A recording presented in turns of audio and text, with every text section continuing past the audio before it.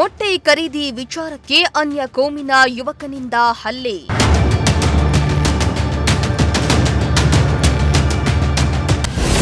ಚಿಕಿತ್ಸೆ ಫಲಿಸದೆ ಗಾಯಗೊಂಡ ವ್ಯಕ್ತಿ ಆಸ್ಪತ್ರೆಯಲ್ಲಿ ಸಾವು.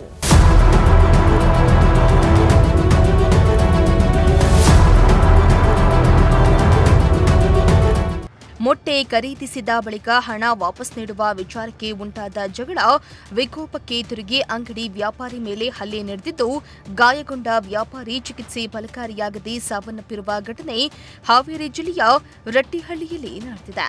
ಮೃತರನ್ನ ರಟ್ಟಿಹಳ್ಳಿಯ ಶಿವಾಜಿರಾವ್ ಬೈರೋಜಿ ಎಂದು ಗುರುತಿಸಲಾಗಿದೆ.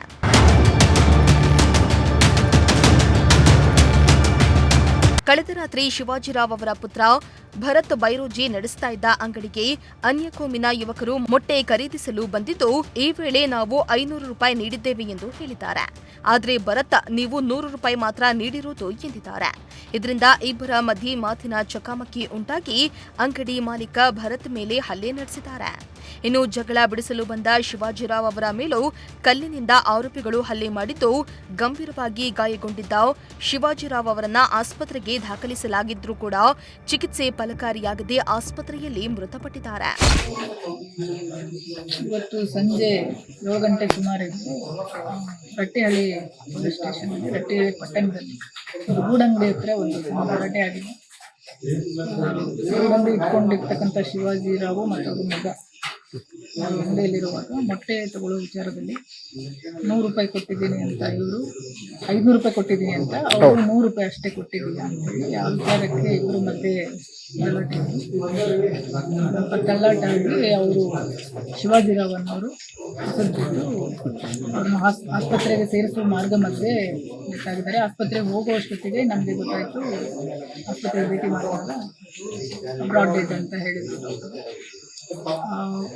ಹಿನ್ನೆಲೆ ಅಷ್ಟೇ ಮೊಟ್ಟೆ ತಗೊಳ್ಳೋ ವಿಚಾರದಲ್ಲಿ ಸಣ್ಣ ಕಾರಣಕ್ಕೆ ಅವರಿಬ್ಬರ ಮಧ್ಯೆ ತಳ್ಳಾಟ ಆಗಿದೆ. ಇದರಲ್ಲಿ 4 ಮಂದಿ ಮೇಲೆ ಇವಾಗ ಕಂಪ್ಲೇಂಟ್ ಕೊಟ್ಟಿದ್ದಾರೆ, ಎಫ್ಐಆರ್ ಮಾಡಿದ್ದೀವಿ. ಎಕ್ಸ್ಟರ್ನಲ್ ಇಂಜುರೀಸ್ ಸದ್ಯಕ್ಕೆ ನಮ್ಮ ಹಾಸ್ಪಿಟಲಲ್ಲಿ ಇರುವಾಗ ಏನೂ ಕಂಡು ಬಂದಿಲ್ಲ. ಪೋಸ್ಟ್ ಮಾರ್ಟಮ್ ಮಾಡಿ ಆದಮೇಲೆ ಯಾವ ಕಾರಣಕ್ಕೆ ಎಕ್ಸಾಕ್ಟ್ಲಿ ಏನು ಕಾರಣ ಅಂತ ಗೊತ್ತಾಗುತ್ತೆ. ಬಟ್ ಈಗ ಮೇಲ್ನೋಟಕ್ಕೆ ತಳ್ಳಿ ಬಿದ್ದಿದ್ದಾರೆ ಅಂತ ಗೊತ್ತಾಗಿದೆ. ಹೀಗಾಗಿ ನಾವು ಈಗ ಎಫ್ಐಆರ್ ಮಾಡಿಕೊಂಡು ಆರೋಪಿಗಳ ತಲಾಶೆಯಲ್ಲಿದ್ದೀವಿ, ಅರೆಸ್ಟು ಮಾಡ್ತೀವಿ, ಕಾನೂನು ಪ್ರಕಾರ ಕ್ರಮನೂ ತಗೊಳ್ತೀವಿ. ಆಮೇಲೆ ಮೆಡಿಕಲ್ ರಿಪೋರ್ಟ್ ಬಂದಮೇಲೆ ಅದಕ್ಕೆ ಮುಂದಿನ ತನಿಖೆ ಮಾಡ್ತೀವಿ. ಇವರಿಗೆ ಯಾರು ಬಂಧನ ಆಗಿದೆ ಈಗ ಮಾಡ್ತಾ ಇದ್ದೀವಿ, ಅದಕ್ಕೆ ಕಾಲ್ ಮಾಡಿದ್ದೀವಿ, ಮಾಹಿತಿ ಇದೆ, ಮಾಡ್ತೀವಿ, ಅರೆಸ್ಟ್ ಮಾಡ್ತೀವಿ.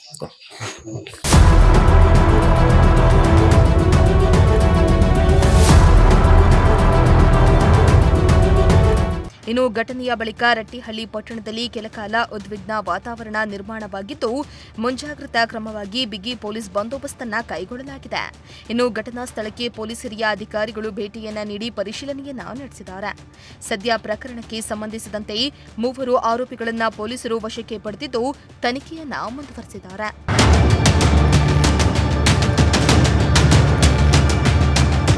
ಲೋಕೇಶ್, ಪ್ರಜಾಶಕ್ತಿ ಟಿವಿ, ಹಾವೇರಿ.